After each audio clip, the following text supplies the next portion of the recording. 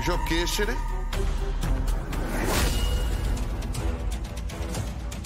Ratul Maitra, right? হ্যাঁ, আপনারা কারা? ইন্টেলিজেন্স ডিপার্টমেন্ট থেকে এসেছি।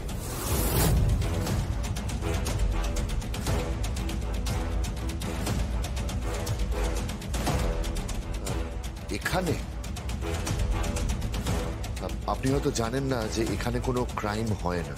এই অঞ্চলে আমাদের যথেষ্ট সম্মান করে মানুষ।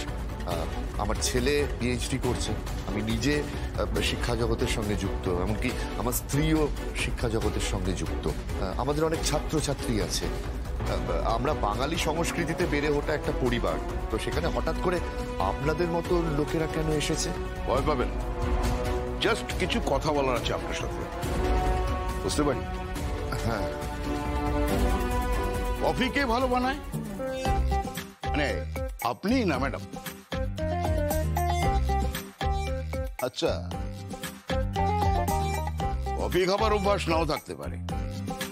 আসলে বেশিরভাগ বাঙালি পরিবারে এখন চায়ের জনপ্রিয়তাটাই বেশি। ওকে, তাহলে একটু চাই হয়ে যাক।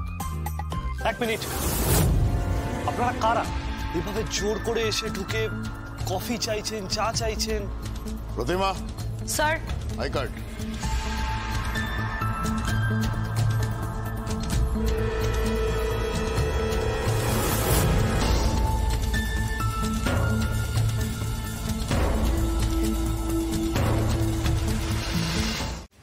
আমি বলছি কিছু একটা ঘটছে, ওই বাড়িতে কিছু একটা ঘটছে। সঞ্জিত ব্যানার্জির সাথে ওই বাড়ির কোনো না কোনো সম্পর্ক আছে, আমি বলছি বড়দি।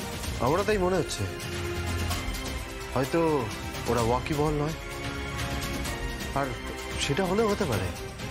আমি জগদ্ধাত্রীর লজিকগুলো উড়িয়ে দিতে পারছি না। স্বয়ম্ভু, এসব কি বলছো তোমরা? কি বলছো বলো তো তোমরা? আরে বাবা, ওই বাড়ির ছেলের সাথে আমাদের বাড়ির মেয়ের বিয়ের কথা চলছে। মোটামুটি দুই পক্ষ কিন্তু রাজি হয়ে গেছে, আর কদিন পর দুই পক্ষ মুখোমুখি বসে কথাবার্তা ফাইনাল হবে।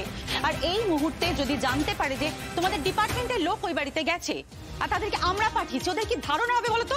বড়দি, আমার কথাটা একবার শুনুন। কোনো কথা নয় জগদ্ধাত্রী, আর কোনো কথা নয়। এক্ষুনি ফোনটা করো, এক্ষুনি। আপনি বোঝার চেষ্টা করুন আমার। তুমি ফোনটা করে সাধু বটব্যালকে ওখান থেকে চলে আসতে বলো, প্লিজ। এক্ষুনি ফোনটা করো, ফোনটা করো জগদ্ধাত্রী।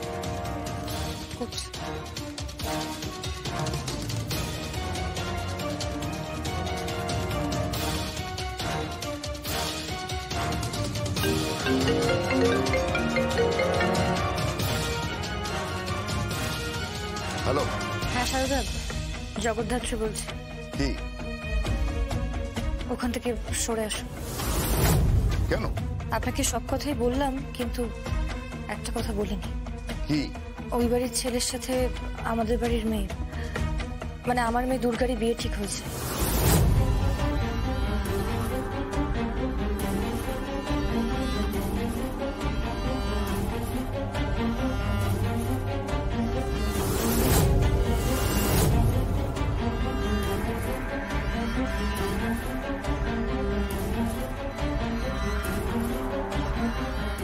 তোমার কি মাথা খারাপ হয়ে গেছে নাকি? হ্যাঁ, এভাবে কেউ পাঠায়? ঠিক আছে,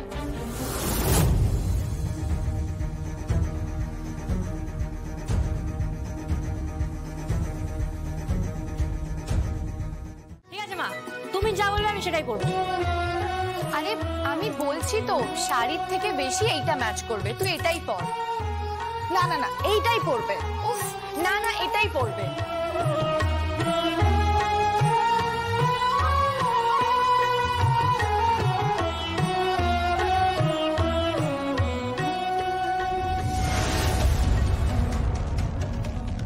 বাবা, এত আয়োজন কিসের? হ্যাঁ, এত নাচ গান, এত কিছু, কি ব্যাপার? কোনো স্পেশাল ফেস্টিভ্যাল আছে নাকি?